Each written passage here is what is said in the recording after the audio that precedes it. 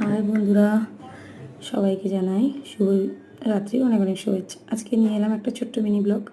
আজকে ছিল স্বরলিপির রাইস সেরামনি, সেখানেই গিয়েছিলাম, তারই একটা ইটিং ব্লগ করলাম। প্রথমেই পড়ে গেছে পাতে নুন, তার সাথেই ছিল স্যালাড, তারপরে দিয়ে দিয়েছি তোপসে মাছের ফ্রাই, আর তার সাথে ছিল কাসুন্দি, জাস্ট মশলা ছিল। তারপরেই পড়ে গেছে পাতে কুলচা, তারপরেই ছিল মটর, গ্রিন মটরের সবজি। যাই হোক বন্ধু, দারুণ টেস্ট ছিল, আর কুলচাটা দারুণ নরম ছিল, সফট অ্যান্ড স্পাইসি। তারপরেই পড়ে যাবে পাতে সাদা ভাত, সুন্দর করে একদম বাসমতি রাইস। তার সাথেই ছিল ডাল, আমি ডালটা স্কিপ করে গেছি। ডালটা স্কিপ করে গিয়ে নিয়ে নিয়েছি ডাইরেক্ট পটলের দোরমা। পটলের দোরমাটা একটু কেটে আর ভাতের সাথে মেখে খেলাম, আহা, জাস্ট একদম মুখে নিতেই দারুণ একটা ফ্লেভার এলো। তারপরেই আর বেশি কিছু না নিয়ে চলে গেলাম সোজা মাটনে।